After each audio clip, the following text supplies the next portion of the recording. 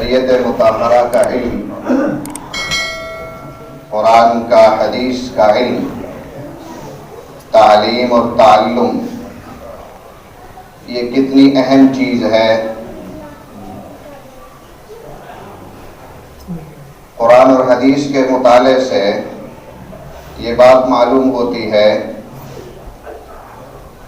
کہ ایمان کے بعد اس انسانیت میں، پوری کائنات میں اگر سب سے بڑی کوئی نعمت اور دولت ہے تو وہ علم دین ہے۔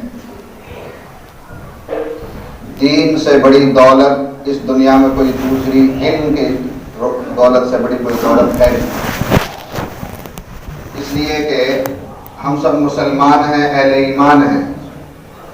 اللہ رب العزت نے ہم کو اسلام اور شریعت عطا فرمائی ہے، اور اسلام سراسر عمل کا نام ہے۔ احکام ہی احکام ہیں۔ مسلمان کے لیے، ایمان والے کے لیے ہر قدم پر اللہ کا اور رسول اللہ کا حکم ہے کہ اس حکم کے مطابق اپنی زندگی گزارو۔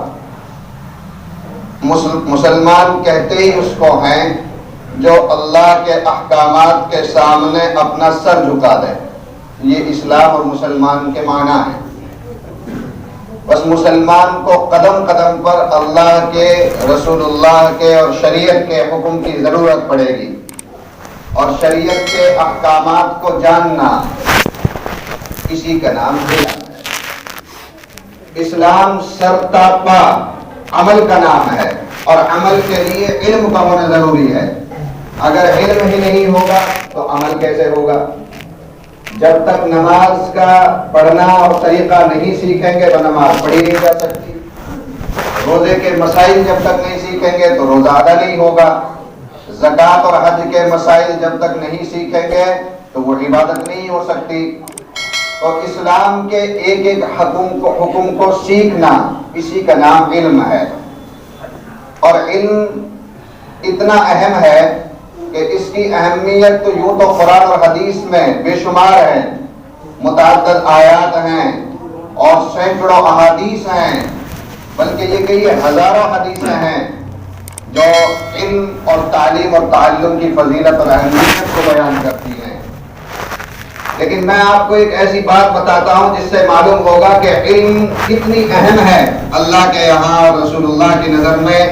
شریعت کا علم یعنی حلال اور حرام کا علم سیکھنا، جائز اور ناجائز کا علم سیکھنا، نیکی کا علم حاصل کرنا، برائی کیا ہے ان کو معلومات کرنا، یہ شریعت کا علم کتنا اہم ہے خود اللہ کی نظر میں اور اللہ کے رسول صلی اللہ علیہ وسلم کی نظر میں۔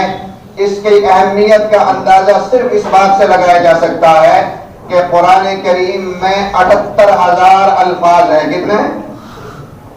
78,000 الفاظ ہیں قرآن میں۔ ان 78,000 الفاظ میں جو سب سے پہلا لفظ اللہ نے قرآن پر رسول اللہ کے دل پر نازل فرمایا ہے وہ اقرأ ہے، جس کے معنی پڑھ۔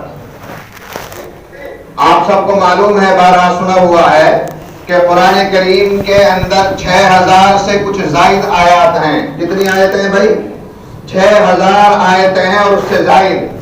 6,000 آیات میں سب سے پہلی 5 آیتیں جو اللہ نے جب قرآن اترنا شروع ہوا تھا غار حرا میں، اللہ کے رسول صلی اللہ علیہ وسلم کے پاس حضرت جبرائیل امین سب سے پہلی مرتبہ جب اس دنیا میں قرآن لے کر آئے ہیں تو سب سے پہلی 5 آیتیں اقرأ بسم ربک الذی خلق، خلق الانسان من علق، اقرأ وربک الاکرم الذی علم بالقلم، علم الانسان ما لم يعلم۔ یہ 5 آیتیں قرآن کی سب سے پہلے اتری ہیں، اور ان 5 آیات کا خلاصہ یہ ہے کہ اے مسلمان، اے ایمان والے، پڑھنا اور پڑھانا کر، سیکھنا اور سکھانا کر، تیرا یہی مقصد ہے۔ تو قرآن کو اللہ نے سب سے پہلے نازل فرمایا تو اس کی سب سے پہلی وحی جو آئی ہے وہ تعلیم اور تعلم، سیکھنے اور سکھانے کے بارے میں، آئیے پڑھنے اور پڑھانے کے بارے میں۔ اس سے معلوم ہوگا کہ اللہ کی نظر میں قرآن کتنی اہم چیز ہے، علم حاصل کرنا کتنا اہم چیز ہے۔ پہلی وحی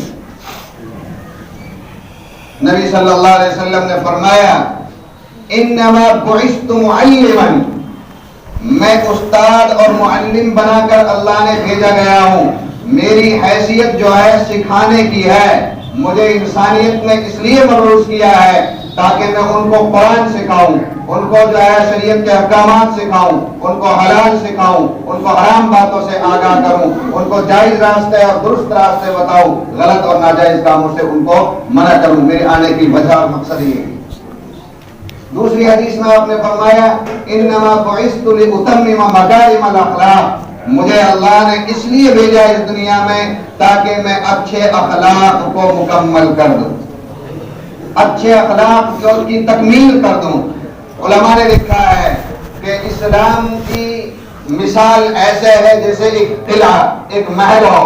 محل میں دیواریں بھی ہوتی ہیں، ستون بھی ہوتا ہے اور بہت ساری چیزیں ہوتی ہیں. ایک محل کھڑا ہو گیا، ایک مکان. لیکن آپ یہ بتائیے جب تک اس مکان پر اور محل پر چھت نہیں گرتی اس کو کوئی مکمل کہتا ہے؟ نہیں کہتا. وہ چاہے کتنے بھی قیمتی اس میں سرمایہ لگا دیا جائے، مکان پر جب تک چھت نہیں ڈلتی وہ مکان کسی کام کا نہیں، کوئی نفع نہیں، ادھورا اور ناقص ہے. یہی مثال ہے حسن اخلاق کی کہ اس حسن اخلاق جو ہیں اسلام کے قلعے اور اسلام کے محل کی چھت ہے، اس کی تکمیل کرتے ہیں. اب اسلام مکمل ہوتا ہے. جب تک حسن اخلاق نہیں آتے اسلام مکمل نہیں ہوتا ہے. تو علم اتنا اہم ہے کہ قرآن کریم کی سب سے پہلی وحی اور سب سے پہلی 5 آیتیں قرآن کریم میں جو نازل کی گئی ہیں وہ علم سے اور شریعت کی تعلیم اور تعلم سے متعلق ہیں. اس سے اندازہ ہوتا ہے کہ کتنی اہم چیز ہے علم. حدیث میں دیکھیے اللہ کے نبی صلی اللہ علیہ وسلم نے فرمایا تعلموا العلم وعلموه الناس، اے لوگوں علم کو سیکھ لو اور پھر سیکھ کر اپنے پاس نہ رکھو، آگے اس کو جاری کرو، اپنے مسلمان بھائیوں کو بچوں کو سکھلاؤ. علم سیکھو، اس کو سکھلاؤ. اس کا یہ مطلب نہیں ہے کہ پہلے حافظ بنے، عالم بنے، مفتی بنے، محدث اور مفسر بنے اور تبھی جو ہے وہ پڑھنا پڑھانے کا یہ مطلب نہیں ہے. علم کی ایک بات اگر تو جانتا ہے تو تیرے پاس علم کی اس بات کا علم ہے، آگے کسی مسلمان کو بتا. علم کی چند مسائل تو جانتا ہے، خود ان پر عمل کر اور آگے اپنے مسلمان بھائی کو، اپنے گھر والوں کو، اپنے بیوی بچوں کو، اڑوس پڑوس میں جو تیرے متعلقین رشتہ دار ہیں جتنا تو جانتا ہے ان کو بتا دے کہ شریعت کا حکم اس بات میں یہ ہے، یہ ہے. پڑھنا پڑھانا ہو جائے گا. ہم نے اس کا پڑھنے پڑھانے کا مفہوم دوسرا سمجھا ہوا ہے. ہم یہ سمجھتے ہیں کہ پڑھنا پڑھانا علم اور تعلیم و تعلم تو یہ تو علماء کا، حفاظ کا، قراء کا، مفتیان اکرام کا، محدثین کا کام. ایسا نہیں ہے. وہ ہے، وہ علم کا اعلیٰ مصداق ہے، وہ علم کا اعلیٰ معیار ہے. اور مسلمانوں میں ایک جماعت ایسی بھی ہونی چاہیے جو مکمل علم اپنے اندر رکھے، قرآن اور حدیث کا سارا علم اس کے سینے میں ہونا چاہیے. ایسے لوگوں کی ایک جماعت ہونی چاہیے، ورنہ تو ہر مسلمان مرد اور عورت پر علم سیکھنا تو فرض ہے. آپ نے فرمایا طلب العلم فریضۃ علی کل مسلم و مسلمۃ، علم کا سیکھنا، علم کا حاصل کرنا ہر مسلمان بالغ مرد اور عورت پر فرض ہے. جتنا دین اسے جس پر اس کو عمل کرنا ہے اس کے متعلق اس کو شریعت کا حکم معلوم کرنا لازمی اور ضروری ہے، یہ اس پر فرض ہے. اب ہم میں سے دیکھ لیں ہر ایک آدمی اپنا جائزہ لے کر کہ کون اس فریضے کو ادا کر رہا ہے. تو علم کا حاصل کرنا، حلال اور حرام کا، جائز اور ناجائز کا، شریعت اور سنت کا علم حاصل کرنا ہر ایک مسلمان مرد اور عورت پر فرض ہے. حافظ بننا اور عرفی عالم بننا، محدث اور مفتی اور مفسر بننا یہ کوئی فرض نہیں ہے، لیکن اپنے عمل کی حد تک علم کا حاصل کرنا ہر مسلمان مرد اور عورت پر فرض ہے کہ میرا رب مجھ سے کیا چاہتا ہے، اللہ کے رسول کی منشا کیا ہے، شریعت مطہرہ مجھ سے کیا مطالبہ کرتی ہے. میں کھیتی کروں اور تجارت کروں، ملازمت کروں، شادی بیاہ کروں، لباس پہنوں، خوراک کھاؤں، تو اس میں اللہ کا حکم کیا ہے، نبی کا طریقہ کیا ہے، جائز کیا ہے، ناجائز کیا ہے. ان تمام باتوں کا علم حاصل کرنا اور سیکھنا ہر مسلمان پر مرد ہو یا عورت فرض ہے. آپ نے فرمایا تعلموا العلم وعلموه الناس، اے لوگوں علم سیکھ لو اور آگے اس کو سکھاؤ. وتعلموا الفرائض، اور اللہ نے جو فرائض اور جو واجبات اور جو حدود شرع متعین کی ہیں ان کو سیکھ لو اور آگے لوگوں کو سکھلاؤ. وَتَعَلَّمُوا الْقُرْآنَ اور قرآن بھی سیکھ لو. جتنی ممکن ہے جتنا وسعت ہے اتنی تو قرآن سیکھنی چاہیے. بڑے افسوس کی بات یہ ہے کہ عمر گزر جاتی ہے, عمر تمام ہونے کو آتی ہے, چند صورتوں کے علاوہ کچھ یاد نہیں ہوتا. انہیں نمازوں میں الٹ پلٹ ہم کو کرتے رہتے ہیں. حالانکہ شریعت کا حکم یہ تعلموا القرآن, قرآن سیکھتے رہو. چاہے ایک آیت روز سیکھو, ایک دن میں نہیں 2 دن میں سیکھو, 2 دن میں نہیں 3 دن میں ایک آیت سیکھو. ایک آیت اگر 3 دن میں سیکھ لی تو 1 مہینے میں کتنے آیات کا ذخیرہ ہوگا. تو سیکھتے سیکھتے رہنا چاہیے مسلمان کو, اور سیکھتے سیکھتے ہی اس دنیا سے چلا جانا چاہیے.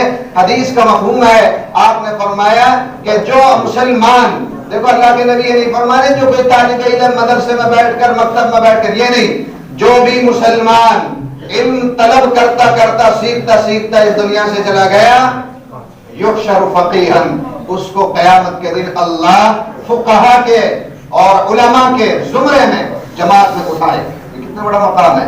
وہ آدمی جس نے ساری زندگی علم حاصل کرنے میں لگائی, مدرسوں میں پڑھتا رہا, اپنی پوری زندگی کو علم حاصل کرنے میں لگا دیا. اور ایک وہ مسلمان ہے جو مدرسے اور مکتب میں تو نہیں جا سکتا, اس کی عمر نہیں ہے, لیکن وہ علم سیکھتا رہتا ہے, مذاکرے میں آیت قرآنیہ سیکھتا رہتا ہے, حلال اور جائز ناجائز کے مسائل معلوم کرتا رہتا ہے. اسی حال میں سیکھتے سیکھتے وہ دنیا سے چلا گیا تو اس کو بھی اللہ انہی علماء کی جماعت میں اٹھا شمار کریں گے اور ان کے ساتھ حشر کریں گے. یہ کتنی بڑی فضیلت ہے. تو میں یہ عرض کر رہا تھا, آپ علیہ السلام نے فرمایا علم سیکھتے رہو اور آگے سکھاتے رہو. فَإِنِّ امْرُؤٌ مَقْبُوضٌ, اس لیے کہ میں ایک دن اس دنیا سے چلا جاؤں گا. دوام تو کسی کو بھی نہیں ہے, دوام تو کسی کو بھی نہیں ہے. اس دنیا میں بقا اور خلود کسی کو نہیں ہے. اگر دنیا میں خلود اور ہمیشہ رہنا زندہ کسی کے لیے مقدر ہوتا تو وہ رسول اللہ تھے, لیکن آپ کو بھی اس دنیا سے اپنے وقت پر جانا ہے. آپ نے فرمایا میں چلا جاؤں گا, اس لیے اللہ کے احکامات اور جیسے شریعت و سنت کے احکامات مجھ سے سیکھتے رہو, حاصل کرتے رہو. تو علم حاصل کرنا, قرآن کریم میں جتنا تذکرہ اور جتنی بار علم کو دہرایا ہے اللہ نے, کسی اور چیز کا اتنا تذکرہ قرآن میں نہیں کیا. علماء نے لکھا ہے 800 مرتبہ علم کا تذکرہ قرآن میں اللہ تعالیٰ نے فرمایا. کتنی مرتبہ؟ 800 مرتبہ. تو علم اتنی اہم چیز ہے. احادیث بے شمار, اب وقت تو رہتا نہیں ہے 10-15 منٹ میں کہاں تک بتاؤں. اتنی احادیث ہیں علم کی فضیلت میں, ترغیب میں اور علم دین حاصل کرنے کی تاکید میں. ایسا لگتا ہے اور یہ مسلمہ حقیقت ہے کہ اس ایمان کے اندر اور اسلام کے اندر علم سے بڑی کوئی دولت نہیں ہے. العلم نور والجہل ظلام, علم ایک روشنی ہے جو اپنے مسلمان کو سیدھا راستہ دکھلاتی ہے, جو اللہ اور اس کے رسول اللہ جنت تک پہنچاتا ہے. وہ علم ہے, علم کی روشنی میں یہ آدمی کام کرتا ہے. اور جہالت اور ان پڑھتا یہ تاریکی ہے, تاریکی میں آدمی بھٹکتا ہے. اندھیرے میں کوئی آدمی کامیاب ہوتا دیکھا ہے کیا؟ نہیں. آدمی اندھیرے میں تو ٹھامک تو یہ مارتا ہے, وہ منزل تک نہیں پہنچ سکتا. روشنی کی ضرورت پڑتی ہے. جیسے اندھیرے میں رات میں گڈا ٹوپ اندھیری رات میں گھر سے عشاء کی نماز پڑھنے کے چلے تو بیٹری لے کے چلتے ہیں, ٹارچ لے کے چلتے ہیں, اس لیے کہ یہ روشنی ہی مسجد تک پہنچائے گی. ورنہ راستے میں کوئی جو ہے نشیب و فراز بھی ہے, کوئی کیڑا کانٹا بھی ہے اور دیگر تکلیف دہ چیزیں بھی ہوتی ہے. ان سے بچتے بچاتے ہوئے آدمی کس سے نکلتا ہے؟ روشنی میں. تو علم بھی ایک روشنی ہے. جب تک مسلمان کے پاس اور ہمارے پاس علم کی یہ روشنی نہیں ہوگی, ہم اللہ تک نہیں پہنچ سکتے, رسول اللہ تک نہیں پہنچ سکتے, اور جنت اور اس کی نعمتوں تک ہم نہیں پہنچ سکتے. تو علم اتنی اہم چیز ہے. قرآن حدیث میں نبی صلی اللہ علیہ وسلم نے اور اللہ تعالیٰ نے قرآن کریم کے اندر ایک آیت میں آپ نے فرمایا قل هل يستوي الذين يعلمون والذين لا يعلمون انما يتذكر اولو الالباب. اے نبی فرما دیجئے کہ علم سیکھنے والے, علم جاننے والے, یہاں علم سے مراد شریعت کا علم ہے. نصوص میں قرآن اور حدیث میں جب بھی لفظ علم بولا جاتا ہے تو اس سے یہ جو دنیاوی علوم ہیں ان کو علم نہیں کہا جاتا, یہ فنون ہیں, یہ علم نہیں ہے. علم وہ ہوتا ہے جو اللہ کی معرفت پیدا کرتا ہے, جو آدمی کو حق اور سچائی کی راہ پر ڈالتا ہے, جو اللہ کے بندے کو اللہ سے ملا دیتا ہے, وہ علم ہے. تو آپ نے فرمایا کہ علم والے اور بے علم برابر نہیں ہو سکتے. جیسے چھاؤں اور دھوپ اور بینا اور نابینا, آگ اور پانی یہ برابر نہیں ہو سکتے, ایسے ہی علم اور جو ہے جہالت یہ کبھی برابر نہیں ہو سکتے. ہمارے علماء نے بہت ہی پیارے انداز میں اس بات کو سمجھایا کہ علم کتنی اہم چیز ہے. چنانچہ علامہ زرنوجی علیہ الرحمہ نے اپنی کتاب کے اندر لکھا ہے، چند اشعار میں علم کی اہمیت اور فضیلت کو بیان کیا ہے. فرماتے ہیں الجاہلون فموتا قبل موتہم والعالمون وان ماتوا فاحیا. جاہل سے مراد، دیکھو اس میں کوئی برا ماننے کی ضرورت نہیں. جس کے سینے میں قرآن حدیث کا علم نہیں ہے، شریعت اس کو جاہل کہتی ہے. جاہل کا مطلب کوئی گاڑی نہیں ہے، جاہل کا مطلب بے علم آدمی. جس کے سینے میں قرآن اور حدیث کا علم نہیں ہے وہ ہے بے علم آدمی. تو بے علم آدمی، جاہل اور ان پڑھ اور بے علم آدمی یہ مرنے سے پہلے ہی مرا ہوا ہے. والعالمون وان ماتوا فاحیا. اور شریعت کا علم رکھنے والے اہل علم اور علماء یہ مرنے کے بعد بھی زندہ رہتے ہیں. اس کے شاگردوں میں وہ پڑھا کر چلا گیا، اس کے شاگردوں سے زندہ ہے. وہ کوئی تقریر کی کتاب لکھ کر چلا گیا، کوئی تصنیف کر کے چلا گیا، لوگ اس کو پڑھیں گے قیامت تک، اس کے اعتبار سے زندہ ہے. وہ اس کا سلسلہ قیامت تک چلتا رہے گا. تو اہل علم مرنے کے بعد بھی زندہ ہوتے ہیں. ایک دوسرے شعر میں فرمایا وَفِي الْجَهْلِ مَوْتٌ لِأَهْلِهِ فَأَجْسَامُهُمْ قَبْلَ الْقُبُورِ قُبُورُ. جہالت میں تو جاہل آدمی کے لیے مرنے سے پہلے ہی موت ہوتی ہے. وہ چلتا پھرتا مردہ آدمی ہے اگرچہ لوگ اس کو زندہ سمجھتے ہیں. فَأَجْسَامُهُمْ قَبْلَ الْقُبُورِ قُبُورُ. اس کا جسم قبر کے کھڑے میں جانے سے پہلے ہی وہ قبر بنا ہوا ہے. علامہ برہان الدین علیہ الرحمہ نے اپنے کتاب میں لکھا ہے فَإِنَّ امْرَأً لَمْ يُحْيَ بِالْعِلْمِ مَيِّتٌ فَلَيْسَ لَهُ حِينَ النُّشُورِ نُشُورُ. جس آدمی کے پاس حلال اور حرام کا، شریعت کے جائز اور ناجائز کا علم نہیں ہے، وہ عمل بھی نہیں کر سکتا. جب اس کے پاس علم نہیں تو عمل نہیں، اور جب عمل نہیں تو کس منہ سے اللہ کے سامنے جائے گا وہ. فَأَجْسَامُهُمْ فَلَيْسَ لَهُ حِينَ النُّشُورِ نُشُورُ. اس کا قیامت کے جو اٹھنا، کوئی اٹھنا نہیں ہے، کوئی معنی نہیں رکھتا اس کا اٹھنا. اخو العلم حی خالد بعد موته واوصاله تحت التراب رمیم. علم دوست آدمی، علم سیکھنے کی للک اور طلب جس کے اندر رہتی ہے، حی زندہ رہتا ہے، خالد بعد موته ہمیشہ مرنے کے بعد بھی وہ زندہ رہتا ہے. اخو العلم حی خالد بعد موته واوصاله تحت التراب رمیم. علم سیکھنے والا آدمی مرنے کے بعد بھی زندہ رہتا ہے، اگرچہ قبر میں اس کی ہڈیاں ریزہ ریزہ ہو گئی تب بھی وہ زندہ رہتا ہے. وَذُو الْجَهْلِ مَيِّتٌ وَهُوَ يَمْشِي عَلَى الثَّرَى يَظُنُّ مِنَ الْأَحْيَاءِ وَهُوَ عَدِيمٌ. جاہل آدمی مرا ہوا ہے، وہ زندہ بھی مردہ ہے، اگرچہ وہ زمین پر چل رہا ہے، کھا رہا ہے، پی رہا ہے، سارے کام کر رہا ہے، لیکن عند اللہ، اللہ کے نزدیک، اللہ کے رسول کے نزدیک، اہل علم کے نزدیک، شریعت کی نظر میں وہ آدمی مرا ہوا ہے جس کے پاس شریعت کے حلال اور حرام اور جائز ناجائز کا علم نہیں ہے. وہ شریعت کی نظر میں زندہ ہی نہیں ہے، وہ مرا ہوا ہے. یظن من الاحیاء، لوگ اس کو زندہ سمجھتے ہیں، وہ خود بھی اپنے کو زندہ سمجھتا ہے. وہو عدیم، حالانکہ وہ مرا ہوا ہے، کچھ بھی نہیں. ان اشعار سے علم کی اہمیت اور افادیت معلوم ہوتی ہے.